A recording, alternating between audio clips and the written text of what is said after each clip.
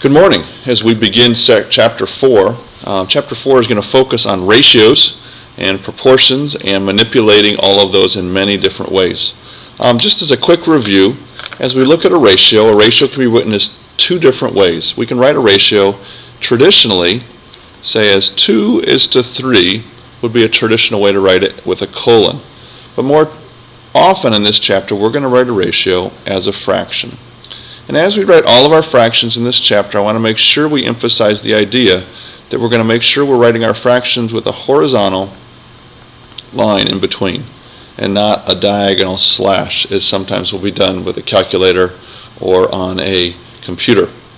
So what is a ratio? It's very simply, it compares two units in a fraction form, and then when we combine two fractions and set them equal to each other, that is called a proportion. And this is a vocabulary word we will need to know, the word proportion.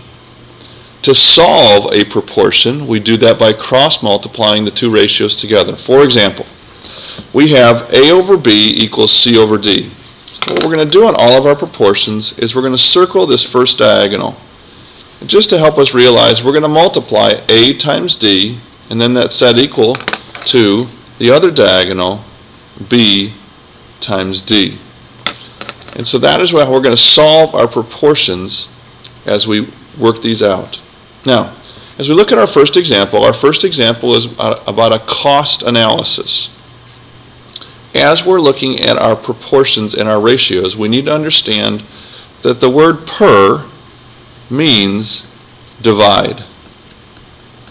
So whenever we see the word per, in this case we have the cost of juice per ounce, we're going to have cost on the top, then the word per is our division line over ounces. So the way that you know what goes on top and what goes on bottom as you're setting up your ratio is the word per is directly in front of what goes on the bottom. So in this case, we have $1.20 divided by 32 ounces. So we're going to end up with a cost per ounce.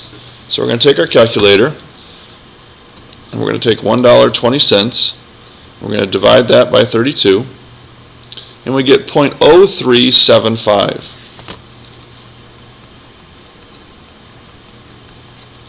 Now let's round this to the nearest cent. Okay? To the nearest cent, well, it is actually 3 cents.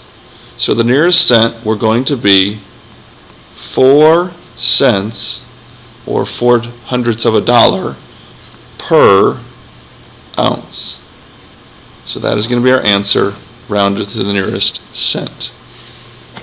Our next illustration is going to be a conversion of speed. And if we were going to do a sample problem, we said a student walks 20 feet in 4.2 seconds. Let's say we just walked across the classroom in 4.2 seconds. And we want to convert this feet per second into miles per hour. Well, our goal, miles per hour, just as a common idea, miles will have to be on the top and hours will have to be on the bottom of our final problem. So the way we're going to start this is we're going to start by writing our distance on top, 20 feet, divided by 4.2 seconds. Now we need to convert this into miles per hour. We're going to do this by multiplying by a number of fractions. The first way we're going to do is we're going to convert feet into miles. And I've written over here 1 mile equals 5,280 feet. So if I want to convert feet into miles, I'm going to put 5,280 feet on the bottom, and then I'm going to put 1 mile on the top. The reason for this is the feet on the bottom and the feet on the top are going to cancel in units. This leaves us miles per second. Not a very useful term, so we have to now convert seconds into hours. First we're going to convert it into minutes. We know seconds is on the bottom, so to cancel seconds we're going to put that on the top. So we have 60 seconds in 1 minute. Well, now our seconds cancel. I'll circle those, recognizing the fact that now they cancel. Now we have miles per minute. Well, we don't want miles per minute, we want miles per hour. So to cancel the minutes on the bottom, I have to have minutes on the top. So there are 60 minutes in 1 hour. And so here we have the minutes cancel, and that leaves us with miles per hour, and a bunch of numbers on the top and bottom. So I'm going to take my calculator, and I'm going to multiply 20 times 1 times 60 times 60, and get 72,000. And that is the number of miles. Then I'm going to multiply 4.2 times 5,280 times 1 and get 2276. 22,176. And that is the number of hours. I now take my 72,000, I divide it by 22,176, and this gives me my speed of my walker, 3.2467. And this is miles per hour. Now often they're going to have us round this to the nearest tenth, so round to the nearest tenth, we would say 3.2 miles per hour. So here's an illustration of conversion of feet to seconds. This is a very important idea that we need to be able to be comfortable with, multiplying by our 3 different ratios to do our conversion. Let's look at one more similar problem that's exactly like this but at a different speed. Here we have a sprinter, and he's running 300 feet in 10 seconds. So let's set up 300 feet in 10 seconds. We're going to multiply by our same ratios as we did before. 1 mile, 5,280 feet, 60 seconds in 1 minute, and 60 minutes in 1 hour.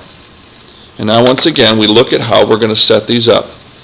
The feet cancel top to bottom, the seconds cancel top to bottom, and the minutes cancel top to bottom. So we take our calculator, we're going to multiply 300 times 1 times 60 times 60, and our answer is 1,080,000.